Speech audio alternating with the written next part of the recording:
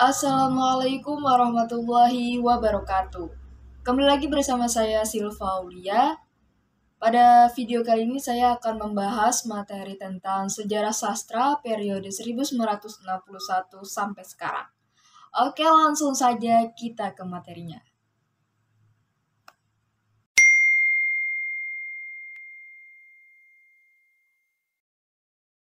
Materi yang pertama ada sastra dan politik. Para sastrawan Indonesia menunjukkan perhatiannya terhadap dunia politik. Di antaranya adalah Muhammad Yamin dan Rustam Effendi, yang mana mereka ini dikenal sebagai politikus dibanding dikenal sebagai seorang pengarang. Nah, pada tahun 1950, dibentuklah Lembaga Kebudayaan Rakyat atau Lekra yang menganut seni untuk rakyat, yang kemudian menjadi organ kebudayaan resmi dari PKI. Karena adanya perbedaan pemahaman, maka muncullah Lembaga Seniman Budaya Muslim Indonesia atau LESBUMI, yang mana organisasi ini dibentuk oleh NU, serta organisasi-organisasi lainnya, seperti Himpunan Mahasiswa Islam atau HMI, serta Pelajar Islam Indonesia atau PII, dan lembaga dan partai lainnya.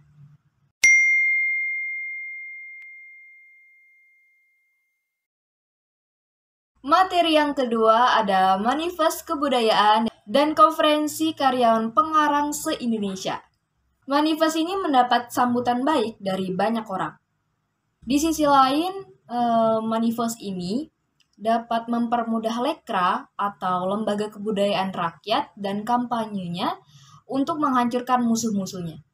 Namun, pihak dari manifest ini juga tidak tinggal diam. Mereka juga mempersiapkan konferensi pengarakan yang diberi nama Konferensi Karyawan Pengarang se-Indonesia atau KKPI. Konferensi ini berlangsung di Jakarta pada bulan Maret tahun 1964. Ia menghasilkan Persatuan Karyawan Pengarang Indonesia atau PKPI. Namun hal ini ditolak oleh Presiden Soekarno. Semua seniman, budayawan, dan bahkan pengarang yang menandatangani manifest kebudayaan ini diusir dari kegiatan mereka dan bahkan dipecat dari pekerjaan mereka. Dan dari situlah yang menghasilkan karya-karya sastra tentang protes sosial dan protes terhadap penginjakan martabat manusia.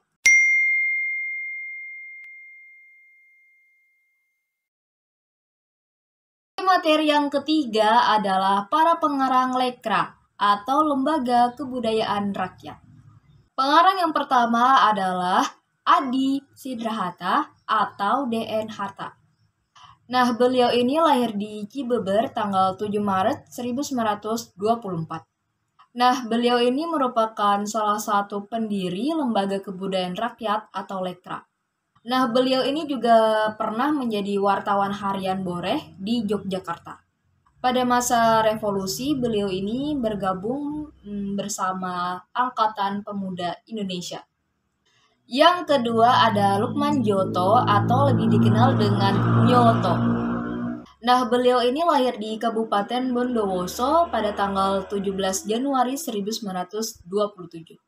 Nah, beliau ini merupakan wakil ketua PKI dan berteman dekat dengan DN Aidit. Dan beliau juga pernah menjadi seorang menteri negara. Yang ketiga ada Djobar Adjok. Beliau ini lahir di Bukit Tinggi pada tanggal 16 Februari tahun 1926. Beliau ini adalah seorang penulis Indonesia dan beliau juga seorang penerjemah dan pengamat kebudayaan. Beliau ini juga pernah menjadi seorang dewan penasehat siaran radio, anggota Dewan Pertimbangan Pemuda, anggota Dewa Film, anggota DPTG atau MPRS, dan anggota pimpinan pusat Lekra pada tahun 1959 sampai 1965. Pengarang yang keempat adalah Dipa Nusantara Aidit atau DN Aidit. Beliau ini lahir di Boyolali pada tanggal 22 November 1995. Beliau ini juga ikut serta dalam memimpin gerakan pemuda di Belitung pada zaman kolonial Belanda dan sempat menjadi anggota DPRS mewakili rakyat Belitung saat Indonesia merdeka. Dan pengarang yang kelima adalah Agam Wispi. Beliau ini lahir di Pangkalan Susu pada tanggal 31 Desember pada tahun 1930. Beliau ini adalah salah satu penulis Indonesia dan termasuk ke dalam salah satu penulis sastra eksil Indonesia. Beliau ini juga seorang penyair yang banyak menulis sajak, cerpen, dan drama. Beliau ini mengawali karirnya dengan menjadi seorang wartawan dan rektur kebudayaan pada Harian Kerakyatan dan pendorong Medan pada tahun 1952 sampai 1957. Dan beliau ini juga pernah menjadi anggota pimpinan pusat Lekra pada tahun 1959 sampai 1965.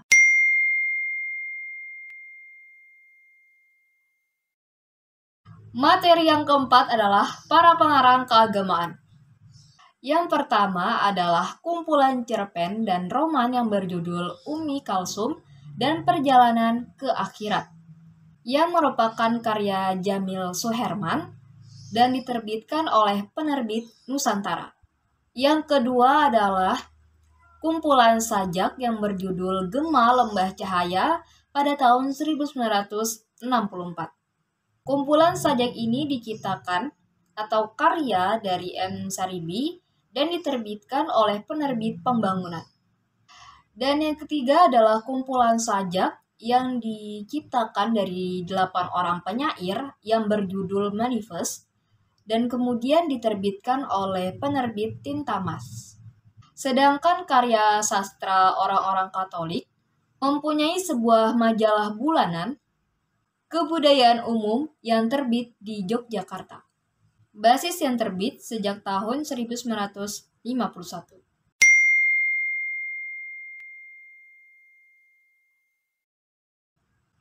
Oke, selanjutnya adalah sajak-sajak tirani. Nah, tirani ini berjumlah 18 puisi. Namun di sini saya akan membacakan hanya 5 buah puisi. Apa saja puisinya? Oke. Langsung saja kita membahasnya. Puisi yang pertama berjudul Sebuah Jaket Berlumuran Darah. Yang kedua ada Merdeka Utara. Yang ketiga ada Harmoni. Yang keempat Jalan Segera. Yang kelima ada Karangan Bunga. Yang perlu diingat di sini adalah kumpulan puisi yang diciptakan oleh Taufik Ismail mengandung unsur perlawanan terhadap ketidakadilan dan protes sosial terhadap pemerintah Orde Lama.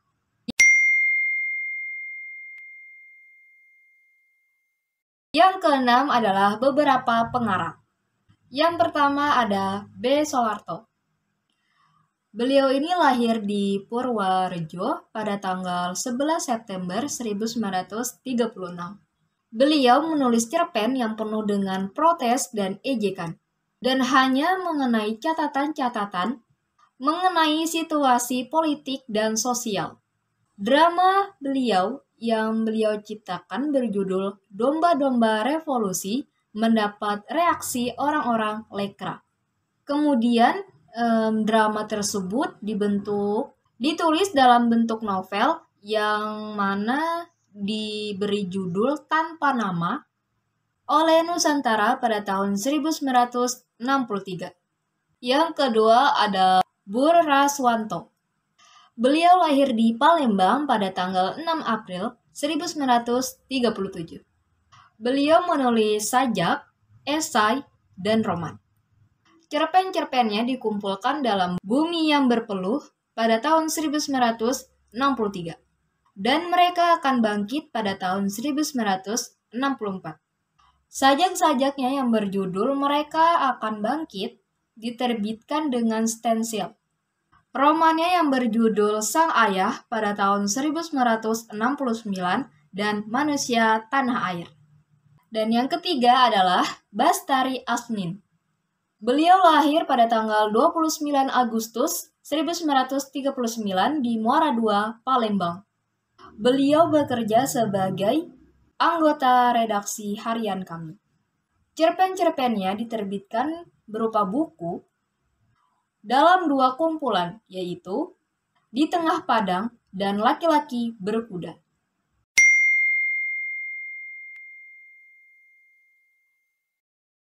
Materi yang ketujuh adalah beberapa penyair. Yang pertama adalah Taufik Ismail.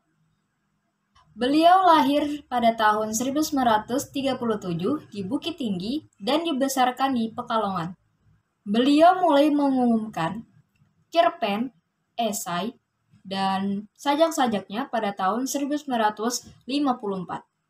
Pada awal tahun 1966, beliau muncul ke permukaan. Ketika karyanya yang berjudul Tirani berisi sajak-sajak diumumkan di tengah-tengah demonstrasi para mahasiswa dan pelajar yang menyampaikan tritura. Yang kedua ada Gunawan Muhammad. Sajak-sajak beliau ini banyak tersebar dalam majalah dan mempunyai suasana muram, sepi sendiri. Kesunyian manusia di tengah alam sepi, tanpa kata banyak menjadi temanya. Misalnya senja pun jadi kecil, kota pun jadi putih. Selanjutnya ada penyair-penyair lainnya. Di sini ada 7 penyair, yaitu adalah sebagai berikut. Yang pertama, Saini Kosim atau Saini KM. Yang kedua, Profesor Dr. Sapardi Djoko Damono. Yang ketiga, Budiman S. Hartoyo. Yang keempat, Saini KM. Yang kelima, Sapardi Djoko Damono. Yang keenam, Wingkarjo Wangsa Atmaja. Yang ketujuh, Budiman S. Hartojo.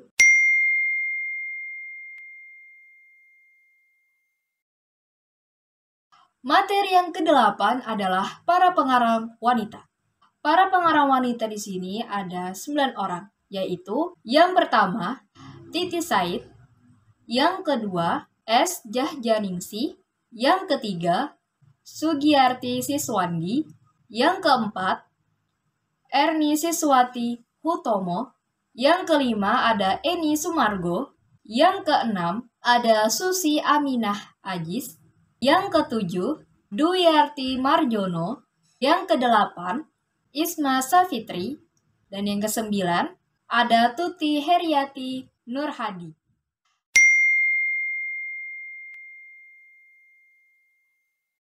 Materi yang kesembilan adalah drama. Yang pertama adalah Muhammad Diponegoro. Beliau lahir pada tanggal 28 Juni 1928 di Yogyakarta. Beliau ini adalah ketua dari grup teater muslim di Yogyakarta. Karya-karyanya ini kebanyakan diambil dari sejarah dan cerita-cerita Islam, antara lain seperti Iblis dan Surat kepada Gumnut. Yang kedua adalah M. Yunan Helmi Nasution. Beliau adalah pemimpin dari Himpunan Seniman Budayawan Islam atau HSBI dan telah menulis serta mementaskan drama-drama hasil karyanya, seperti Iman dan lain sebagainya. Yang ketiga ada Saini KM. Beliau ini banyak mengambil kisah-kisah lama yang diubah menjadi drama sajak, antara lain seperti Prabu Geusan Ulun yang sudah dipentaskan berulang kali. Yang keempat ada B. Soeharto. Beliau ini sudah dikenal melalui salah satu karyanya yang berjudul Domba-Domba Revolusi. Terkadang beliau ini akan mengumumkan hasil karya drama barunya dalam majalah-majalah di Jakarta.